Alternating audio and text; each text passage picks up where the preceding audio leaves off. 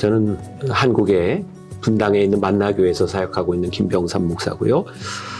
저도 길지 않지만 93년부터 98년까지 미국에서 공부하면서 또 이제 미국 교회 파트타임이지만 또 이제 섬겨본 그런 경험이 있어서 미국에 있는 이민자들, 교인들에 대한 특별한 마음을 가지고 있습니다. 쉽지 않은 상황인데 또 열심히 신앙생활하는 여러분들을 또 축복하고 또 격려하고 또 인사드립니다. 저는 미국에 처음 와보고 또 살고 공부했던 것이 시카고 게렛 신학교입니다. 길지 않은 시간을 제가 공부했지만 저는 이제 MDB를 좀 일찍 마쳤어요. 2년에 마치고 이제 빨리 박사과정으로 옮겨가게 되었는데 시카고는 늘 마음에 이렇게 고향 같은, 그래서 저는 미국 어디를 가도 늘 시카고는 내 고향이다 이런 마음을 가지고 있고, 제가 요번에 방문한 이유는 2030 리프레시라고 하는 집회에 사실 몇 년 전부터 이제 얘기가 있었는데 요 시간을 내는 게 사실 쉽지 않아요. 그리고 저도 굉장히 짧게 왔다 가는 여정이라 좀 피곤하고 힘든 여정이기는 하지만 이렇게 청년들을 보면 힘을 얻으니까 굉장히 또 기쁜 마음으로 또 제가 많이 좀 충전되지 않을까 그런 마음의 기대를 가지고 있습니다. 저는 목회의 이제 대부분의 사역, 한 전부라 그래도 괜찮을 것 같은데 저는 굉장히 선교적인 관점에서 목회를 한다 이렇게 생각을 하거든요. 예를 들어서 이제 저희 교회 같은 경우에 흡연실을 만든 경우도 어떻게 저럴 수 있는가? 저는 굉장히 간단하게 생각하거든요. 선교라는 게 복음을 가지고 믿지 않는 사람들에게 다가가는 것이니까 사실 흡연실이라는 것도 그런 의미에서 좀 복음을 좀 전하기 위해서 문턱을 낮추자. 또 저희 교회는 이제 미디어 사역, 뭐 이제 현대적인 어떤 문화 사역 이런 것들을 많이 하는데 사람들이 오해하는 거는 뭐 방송, 뭐 이제 미디어 이렇게 이야기하는데 저는 그건 굉장히 다른 차원의 문제라고 생각하거든요. 미디어는 진짜 미디어, 매개체, 그건 본질이 아니니까 우리가 이 시대에 어떻게 선교를 할 것인가, 복음을 전할 것인가 라는데 가장 효율적인 도구로서의 미디어 개념이거든요.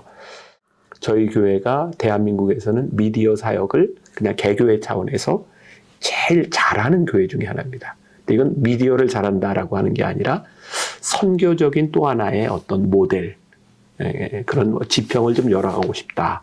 그런 마음에서 20년 정도를 사역하다 보니까 저희 교회가 어떤 문화적인 코드라든지 미디어 뭐 이렇게 많이 이야기가 되고 있지만 본질로 들어가면 선교적, 미셔널 처치 이렇게 이해하는 것이 또 옳을 것 같고요. 제가 여기서 박사학위 논문을 쓸 때 그 논문 제목이 이제 한국말로 이야기하면 뭐 제가 책을 출판을 하기도 했으니까 예수 믿지 않는 사람들의 눈에 비친 교회. 우리가 교회를 볼 때 너무 교회 중심적으로 본다.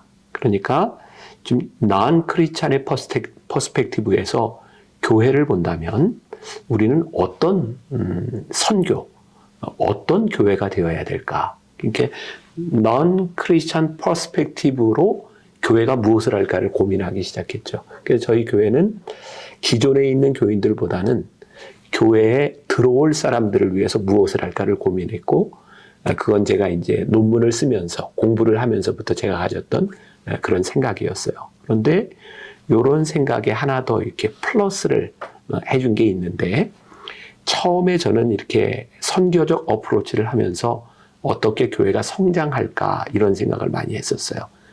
그런데 이제 제가 목회를 시작하고 한 5년쯤 지났을 때 굉장히 많이 아팠죠. 그리고 죽을 수도 있겠다. 그 정도로 많이 아팠어요. 그래서 이제 사역도 설교도 이제 못하는 그런 지경에서 그때 물었던 질문이 단순히 이렇게 교회가 성장하는 그런 모델이 아니라 하나님이 저에게 뭐 하다 왔냐라고 물으실 때 교회는 뭐를 할까? 그때 제가 이제 NGO를 만들게 됐죠. 사실 사회복지 영역보다는 조금 더 큰 그림이라고 생각하는데 교회가 굳이 교회 이름을 드러내지 않고 하나님의 일을 할 수 있는 게 뭘까? 그래서 이제 NGO 사역을 시작하게 됐어요. 그래서 저는 이제 한국 사회에서 만나교회 김병삼 목사라고 하는 타이틀도 있지만 월드 휴먼 브릿지 대표이사라는 타이틀을 가지고 있어요. 그래서 일반 언론과 이야기할 때는 저한테 김병삼 목사님 하고 질문할 때 제가 저 목사라고 부르지 마세요. 지금은 제가 휴먼 브릿지 대표로 있습니다.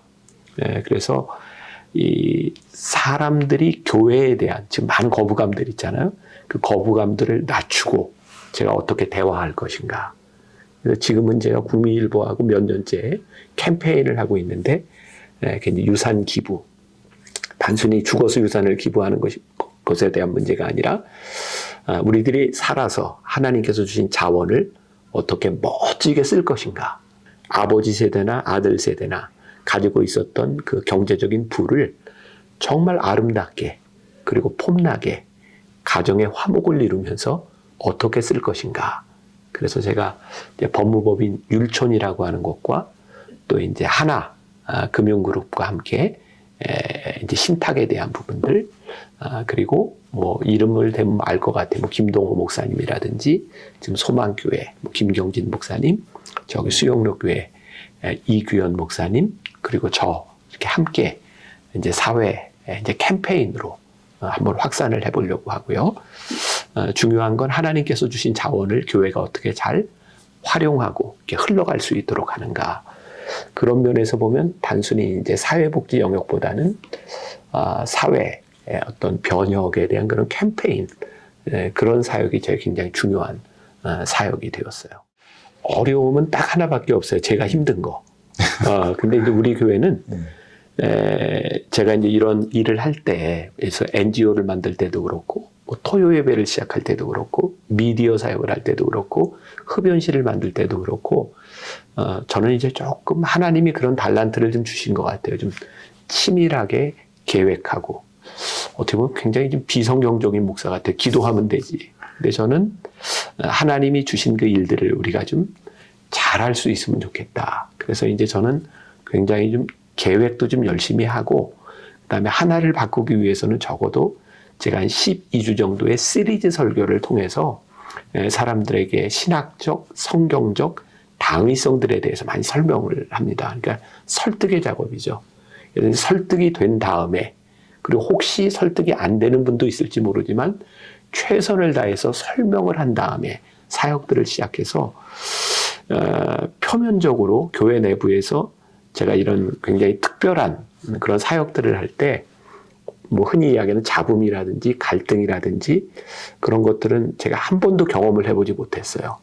그런데 이제 나중에 듣는 이야기가 저희 지금 장로님들 중에도 목사님 그거 할 때 제가 진짜 싫어서 마음에 안 들어서 그 얘기는 지금은 괜찮다 이런 의미죠. 어떤 분은 저희 교회가 한국 교회 카페 1세대 문화를 주도했던 교회거든요. 제가 브랜치를 한 30개까지 이렇게 만들고 NGO 사역하면서 했었는데 저희 장로님 중에 한 분은 교회에서 카페를 하는데 제일 좋은 공간에 20년 전 그때는 쉽지 않은 굉장히 넓은 공간에 시작했더니 그게 꼴 보기 싫어서 은퇴할 때까지 교회 안에 있는 카페를 한 번도 안 와보신 분도 있대요. 근데 지금은 그분이 그게 너무 이제 자랑스럽다. 그래서 물론 모든 사람들이 다 동의하고 따라올 수는 없지만 적어도 동의하지 않는 분들로 인하여 갈등이 일어나지 않을 정도로는 충분한 계획과 설명들이 있었기 때문에 저는 이렇게 기존 교회에서 이런 새로운 패러다임으로 움직이는데 큰 저항이나 갈등은 정말 전혀 없었어요. 제가 목회를 하는데 어떻게 하면 가장 즐겁게 편안하게 할 수 있을까? 그거는 그냥 내가 있는 모습 그대로 하는 게 제일 좋겠다. 그리고 이 땅에 살고 있는 모든 사람들은 정도의 차이만 있지 희로애락의 감정들과 삶의 업앤다운이 다 있고 또 자기의 십자가와 가시들을 다 가지고 있어요. 그러니까 사실 목사가 특별한 사람 아니잖아요. 단지 하나님께서 목사의 어떤 설교자로 목사를 이렇게 그 정도 구별한 거지 우리가 사람들과 다를 게 뭐가 있겠어요. 그러니까 저는 제가 목회를 편안하게 하기 위해서 제일 좋은 방법은 그냥 나를 드러내는 부분이다. 그리고 또 저는 이제 설교자로서 그런 생각을 하거든요. 설교자는 자기가 사는 것만큼 또 자기가 살고자 하는 것만큼 그게 설교하는 게 설교자지 이 이외의 것을 한다 그러면 잘못하면 이렇게 양심의 화인 맞지 않을까.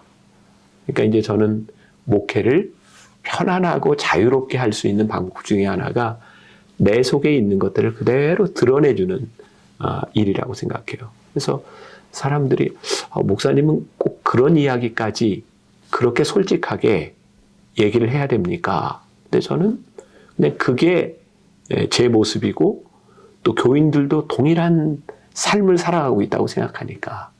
그래서 저는 목회자라고 하는 이 목회의 영역을 교인들과 이렇게 떨어진 좀 다른 영역이 아니라 제가 이제 선교학을 공부했으니까 인카네이션이 하나님이 육신의 몸을 입고 들어오셨듯이 목회자는 그냥 우리 교인들의 삶 속으로 어떻게든 같이 들어가는 게 좋지 않을까. 그러다 보니까 공감을 많이 해주는 거죠.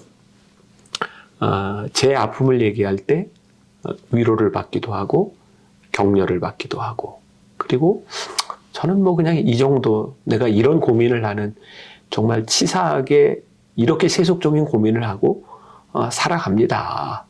뭐 그 이상도 그 이하도 아니고 그래서 저는 편하고 즐거운 것 같아요.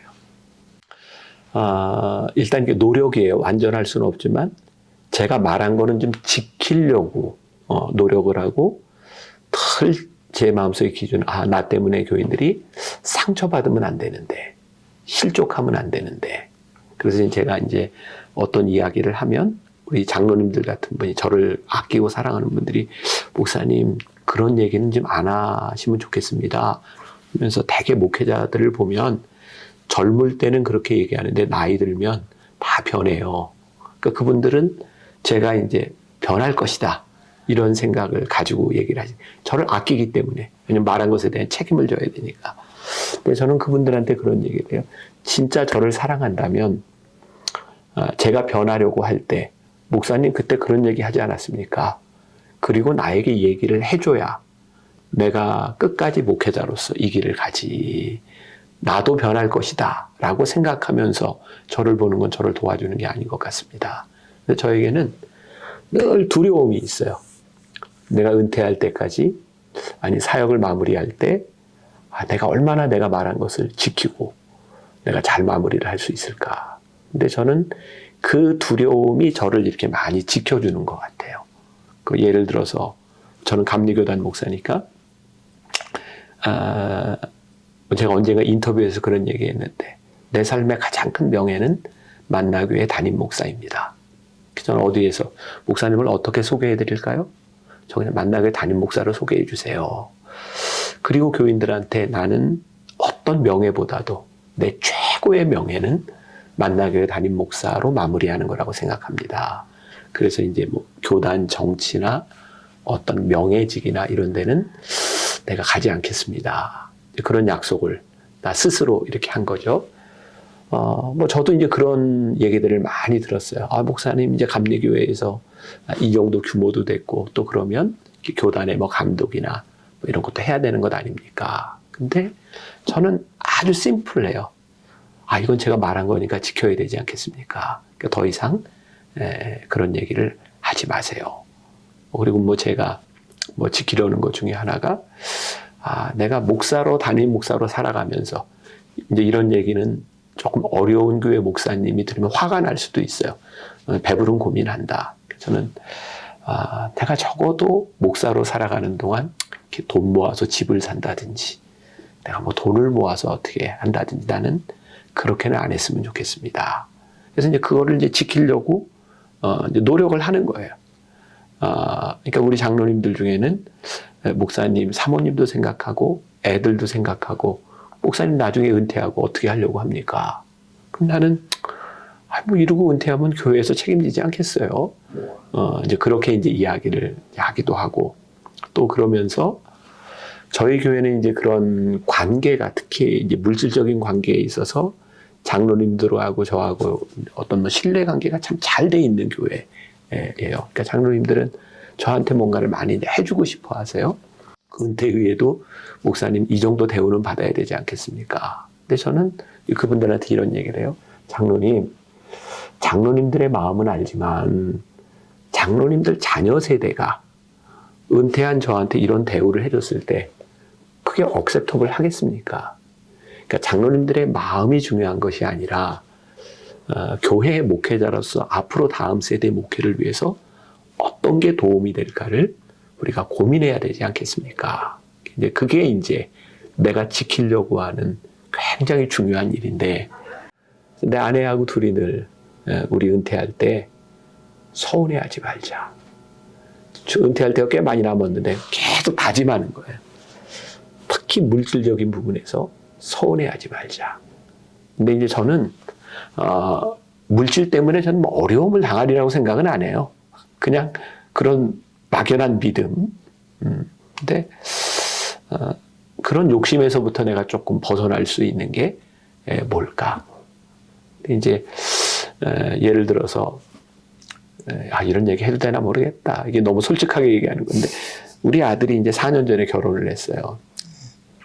결혼을 했는데 진짜 우리 아들 전세도 얻어둘 돈이 나는 없어요.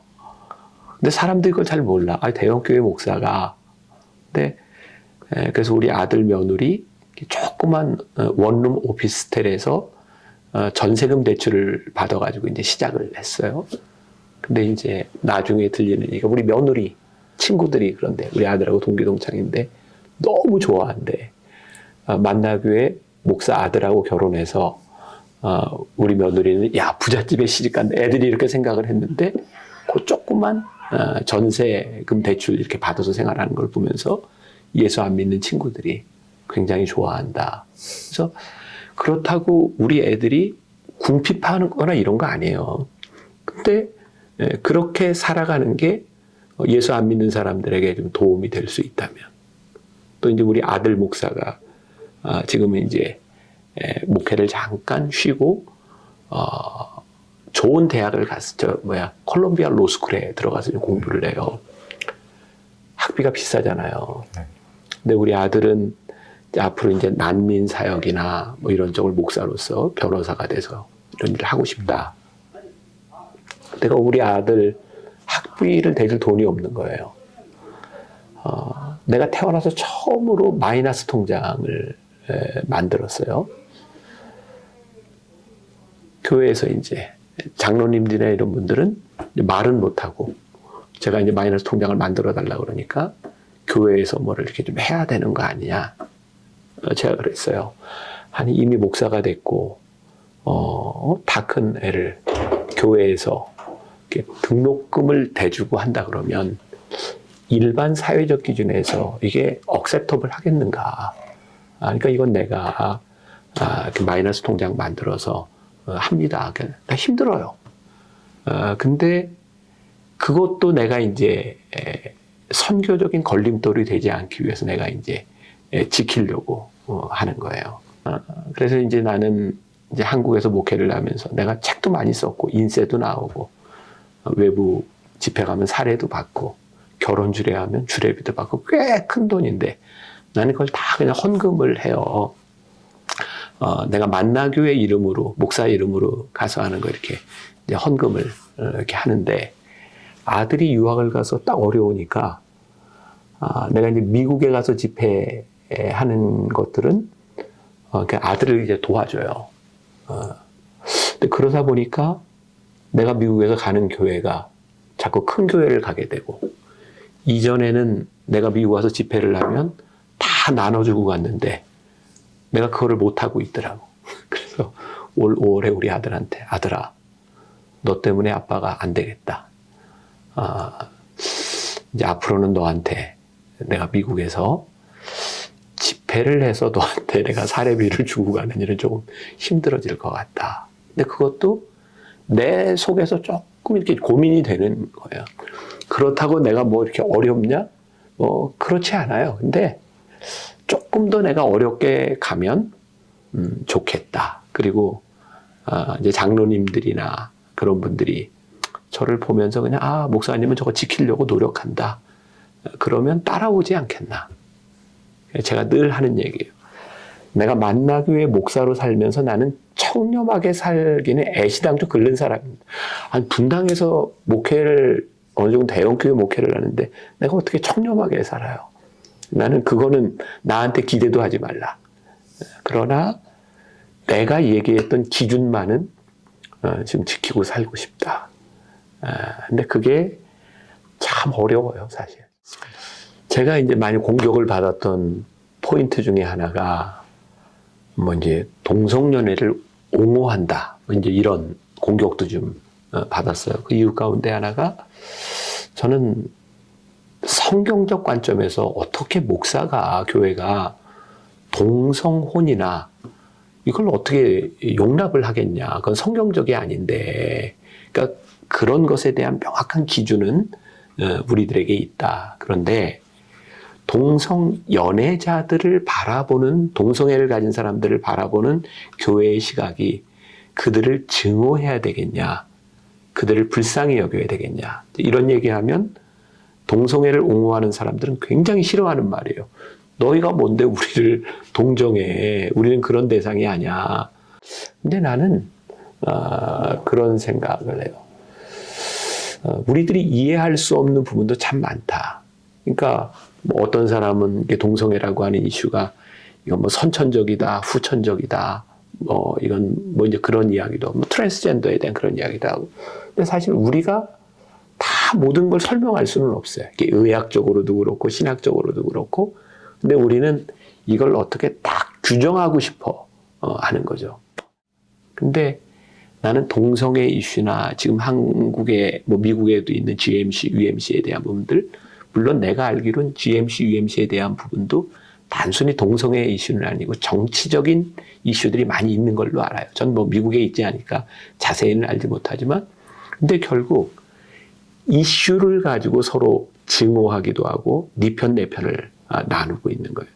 가만히 보면 예수님께서 2000년 전에 바리새인들과 사두개인들과 율법학자들을 향해서 너희 위선자들아, 회칠한 무덤과 같은 자라고 했던 동일한 일들이 일어나고 있는 거예요. 우리가 성경을, 하나님의 말씀을 우리들이 정말 이렇게 온전하게 본다면 이런 갈등의 문제들은 우리가 좀 뛰어넘을 수 있는 것이 아닐까. 그래서 서로 사랑하라. 그게 제일 중요할 것 같아요.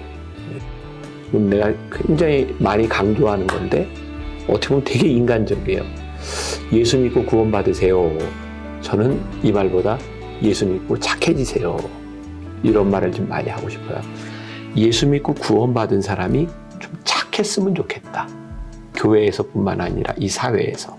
그리고 우리가 한국적인 상황이지만 아직도 한국에는 많은 정치인들과 유력한 사람들이 크리스찬이에요. 근데 그들에게서 크리스찬의 성품이 드러나지 않아요. 제가 한 번은 정치인들 이렇게 이제 만나서 그런 얘기했어요. 난 여러분들이 그리스도인이기 때문에 그리스도인의 자존심과 소신이 있었으면 좋겠습니다. 우리 미주에 있는 우리 교인들, 하나님을 믿기 때문에 우리들이 지켜야 되는 그런 자존심, 그리스도인으로서의 성품, 이런 것들을 통해서 하나님 믿는 것이 이렇게 좀 드러나는 삶이 되면 좋지 않을까.